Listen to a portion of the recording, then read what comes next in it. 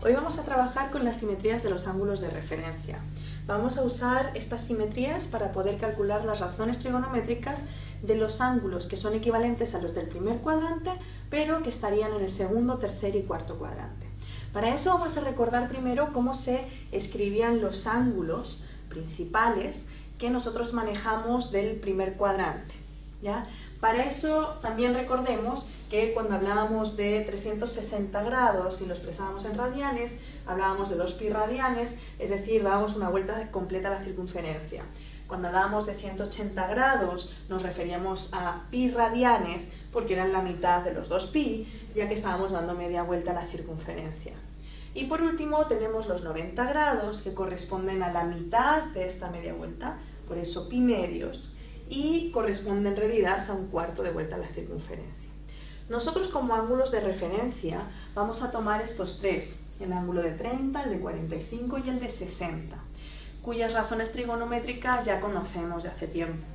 Entonces, 30 grados van a ser pi sextos y aquí os he hecho un pequeño esquema como para que recordéis que en el fondo estáis dividiendo la media circunferencia en 6 ángulos, todos de la misma medida.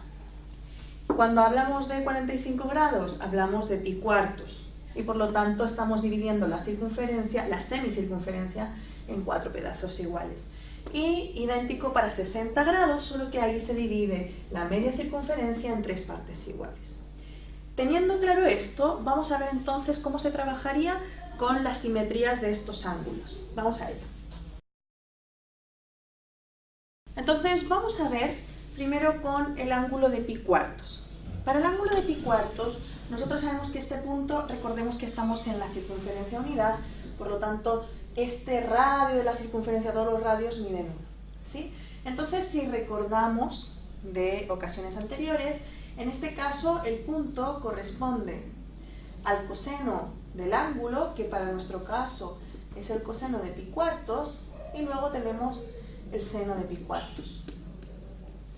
Por lo tanto, las coordenadas de ese punto, esas coordenadas x e y, en realidad, son el coseno de pi cuartos, que es raíz de 2 partido en 2, y el seno de pi cuartos, que es raíz de 2 partido en 2.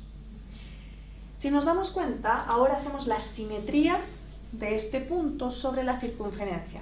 Es decir, si nosotros trazáramos, por ejemplo, a la misma altura, llegamos a este punto. Con lo cual, como está a la misma altura, ese punto va a tener el mismo y. Pero, además, al caer en la circunferencia, claro, esta distancia, lo que avanza hacia la izquierda, es la misma cantidad que avanzó hacia la derecha, por estar a la misma altura dentro de la circunferencia.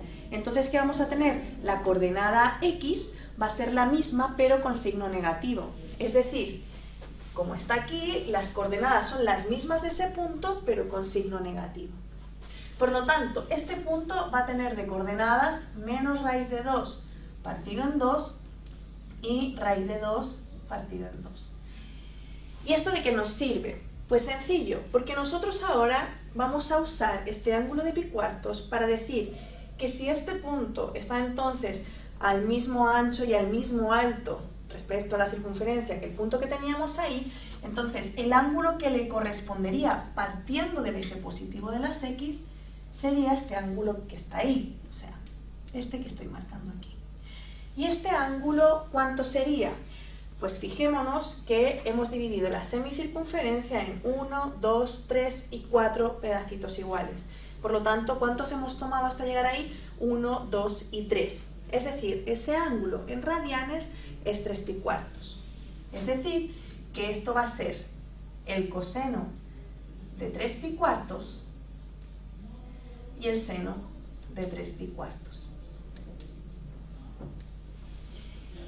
Que en realidad no es otra cosa más que el menos coseno del ángulo de referencia pi cuartos y el seno de pi cuartos.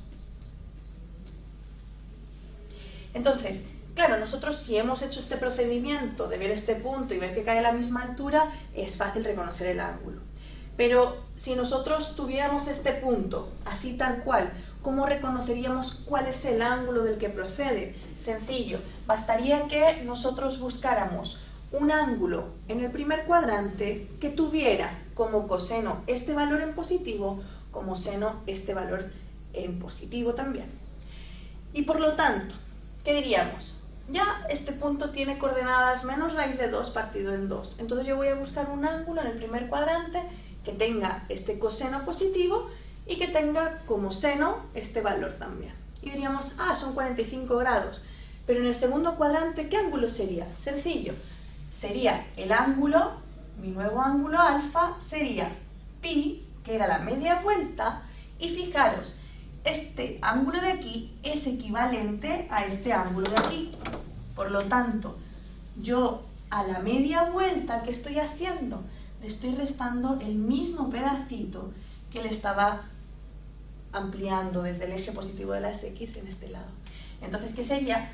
Pi menos ese ángulo de referencia que dijimos, pi cuartos. ¿Y cuánto nos da? Pi menos pi cuartos nos va a dar los 3 pi cuartos que estábamos buscando. Idem si nosotros seguimos para el tercer cuadrante. En el tercer cuadrante, ¿qué le vamos a hacer? A 180 lo que vamos a hacer es sumarle esa misma apertura, porque se traspasa la misma idea de que ahora están al mismo ancho, la altura va a ser equivalente pero hacia abajo. Tenemos que tener en cuenta que las coordenadas ahora son negativas las dos y por lo tanto este punto va a tener las mismas coordenadas pero con sus signos correspondientes. ¿Y qué ángulo va a ser? Por estar en el tercer cuadrante, mi ángulo alfa va a ser pi, pero le vamos a sumar pi más el ángulo de referencia del primer cuadrante, o sea, pi cuartos. Por lo tanto, ¿esto cuánto nos va a dar? Nos va a dar 5 pi cuartos. Y lo podéis comprobar. Aquí tenéis 4 cuartos. Le añadimos uno más, son 5 cuartos de la media vuelta. Por lo tanto, ¿esto qué sería? Esto sería el coseno de 5 pi cuartos y el seno de 5 pi cuartos. Y cuando hacemos ese mismo proceso para los ángulos del cuarto cuadrante, en general lo que se estila a usar es el ángulo en negativo. En negativo porque nosotros cuando trabajamos con los ángulos en el sentido contrario a las agujas del reloj, estamos hablando que el ángulo es positivo. Y cuando trabajamos con los ángulos en el sentido mismo de las agujas del reloj, decimos que el ángulo es negativo. Por lo tanto, en este caso, los del cuarto cuadrante los vamos a trabajar como que fueran el ángulo del primer cuadrante, pero en negativo. O sea que en este caso, el ángulo que tenemos aquí es menos pi cuartos. Por lo tanto, para este caso, las coordenadas se mantienen, solo que cambian los signos según el cuadrante. Es decir, más raíz de 2 partido en 2 y menos raíz de 2 partido en 2. Pero ¿quién va a ser? El ángulo que tenemos es menos pi cuartos, por lo tanto esto es el coseno de menos pi cuartos y el seno de menos pi cuartos. Quiero que notéis una cosa. Fijaros, los ángulos siempre los contabilizamos desde el eje positivo de las x.